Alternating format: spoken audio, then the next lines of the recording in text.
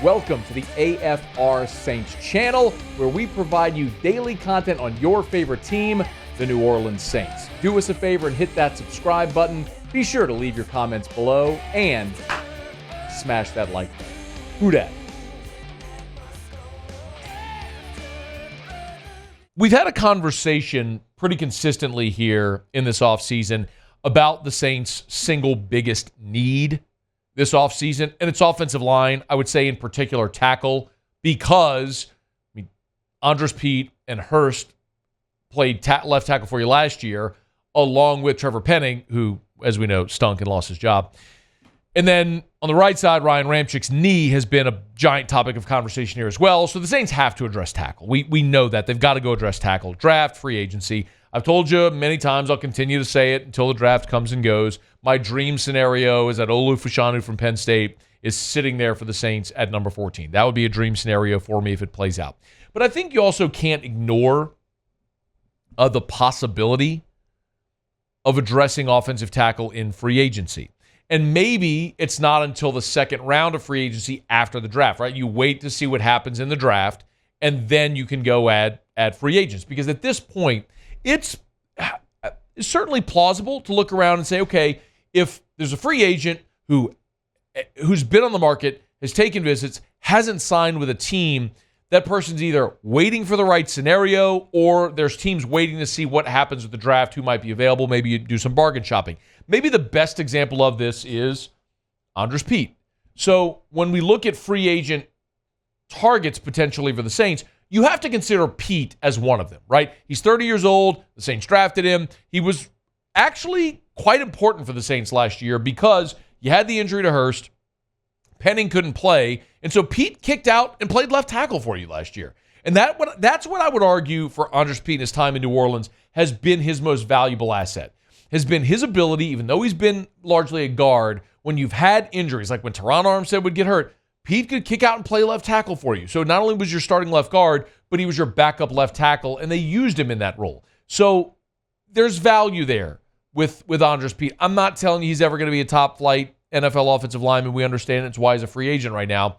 But you can't discount the possibility of the Saints bringing Pete back in either a starter or a reserve role, but because he can do so much. When I look at the other available tackles right now, it's interesting to look at who's available and the sort of wide variety of experience. For example, Makai Becton is a guy who would be hard to ignore. Makai Becton was the 11th overall pick of the Jets. And when you look at Makai Becton's NFL career, it looks a lot like Chase Young's. He played a lot as a rookie. He had 2 injury-prone seasons that gutted his availability. Again, as a rookie, started 13 games for the Jets, played 81% of their snaps. In 2021, had an injury, a knee injury, which limited him to just 1 game. And then that injury carried over into 2022 during training camp with an avulsion fracture of his right kneecap, and he missed the entire 2022 season. Then 2023, Becton comes back and starts 16 games and plays 95% of the snaps. So this is a guy that, when he's healthy, has been good. But he missed 2 years, effectively, in between his first and his fourth seasons, same as Chase Young. Healthy for 2 years, but the 2 years in the middle were basically a punt because you didn't play because you were hurt. So Makai Becton, at 24 years old, yes, there's always been the questions of his weight when he was coming out of Louisville, but that big and athletic enough at 6'7", 360 to be the 11th overall pick and someone drafted you to be their franchise left tackle, that's a guy that's played on both sides of the line for the Jets and could be an answer for Ramczyk if he's unavailable at the right side. So Becton is one of those guys. I think Donovan Smith is another free agent right now that is interesting because the Saints have had a pipeline from the Chiefs. And obviously we've seen some of those guys, if it's Colin Saunders at defensive tackle, if it's Tyrann Mathieu coming from the safety spot, the Saints have looked at Kansas City and gone, okay, well, you've got a really good thing going there. You've got great culture, winners, and they've brought in guys from the Chiefs. So Donovan Smith would be interesting to look at, but he's also sort of been notorious because he's been the worst starting left tackle in the NFL.